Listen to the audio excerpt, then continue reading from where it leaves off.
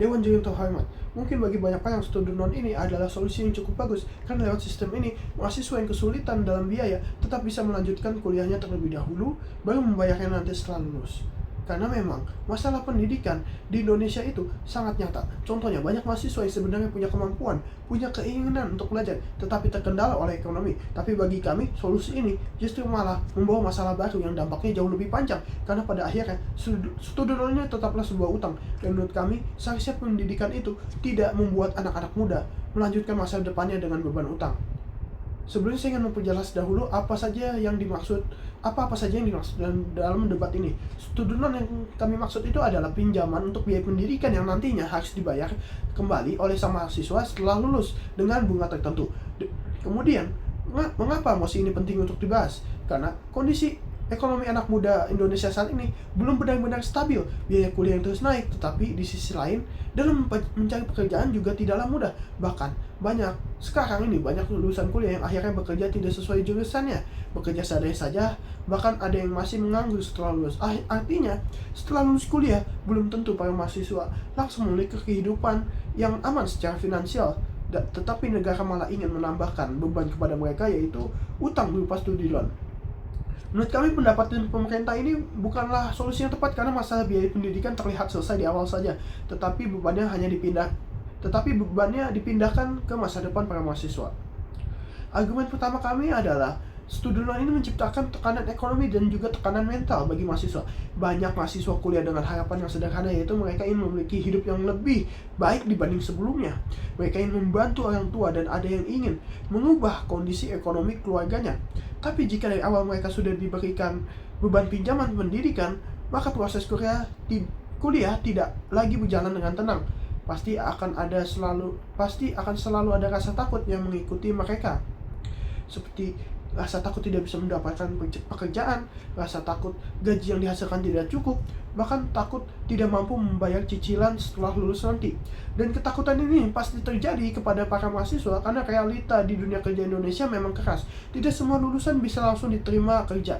Tidak semua fresh graduate punya penghasilan yang stabil. Apalagi ditambah persaingan kerja yang semakin tinggi serta lapangan kerja yang terbatas. Jadi bayangkan, ketika ada seseorang baru lulus kuliah, namun dia belum punya pekerjaan tetap, tetapi dia sudah harus menanggung utang pendidikan. Menurut kami itu sangat berat, karena mereka belum benar-benar memulai hidup, tetapi malah sudah dibebani kewajiban finansial. Tim pemerintah mungkin akan mengatakan kalau sistem pembayaran bisa dilakukan secara bertahap, sehingga mahasiswa tidak terlalu terbebani. Tapi justru itu masalahnya, karena mahasiswa akan hidup bertahun-tahun dengan utang pendidikan. Bahkan jika mereka harus mulai bekerja, dan bahkan mereka kalau sudah mulai bekerja, tapi penghasilannya belum stabil, mereka harus memikirkan cicilan. Jadi tekanan itu tidak hilang dan hanya diperpanjang waktunya. Dan bagi masyarakat kelas menengah ke bawah, utang bukanlah sesuatu yang ringan. Utang bisa mempengaruhi bagaimana cara orang melihat masa depannya.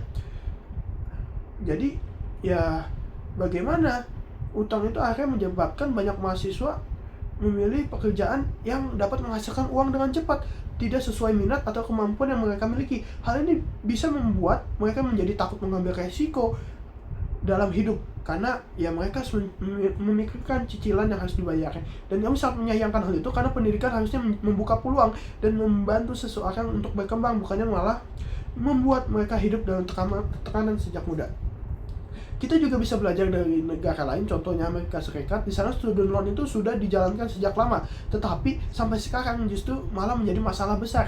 Banyak orang yang hidup dengan utang pendidikan selama bertahun-tahun, ada juga yang sudah bekerja lama, tetapi cicilannya belum selesai juga. Ada yang akhirnya harus menunda membeli rumah, ada yang menunda menikah, bahkan kesulitan untuk membangun kehidupan finansial karena mereka masih harus membayar utang pendidikan mereka. Dan menurut kami, Indonesia justru harus belajar dari situ.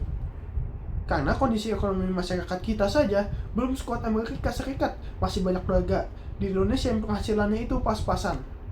Jadi ketika mahasiswa diberi pilihan untuk kuliah dengan utang, bagi kami hal itu bukanlah urusan yang benar-benar aman.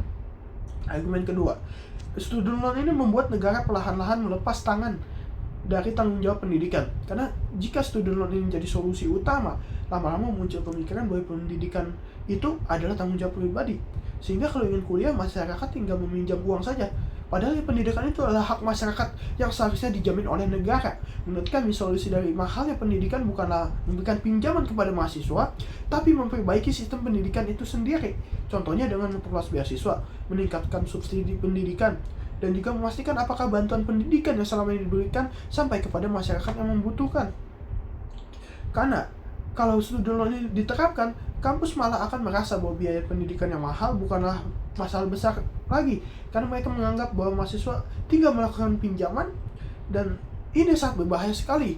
Karena jika biaya pendidikan itu semakin tinggi dan semakin sulit dijangkau, maka akan mempersulit masyarakat kelas menengah ke bawah. Tim pemerintah mungkin akan mengatakan kalau student loan ini membuat mahasiswa lebih disiplin dan lebih serius. Tapi menurut kami, jika pendidikan harus diberikan tekanan ekonomi, ini bukanlah cara untuk membentuk karakter yang seseorang.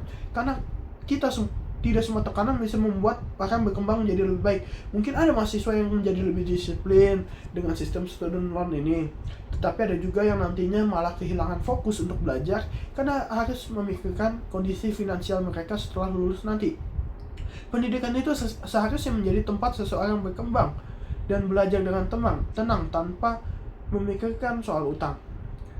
Tim pemerintah mungkin akan mengatakan kembali kalau student loan ini membuat pendidikan menjadi lebih terbuka. Namun bagi kami, akses yang dibangun dengan utang bukanlah akses yang aman, karena pada akhirnya semua itu tetap harus dibayar kembali dan tidak semua masyarakat berani mengambil resiko. Dan ini akan membuat masyarakat miskin justru lebih memilih mundur dari awal karena takut tidak bisa membayar di masa depan.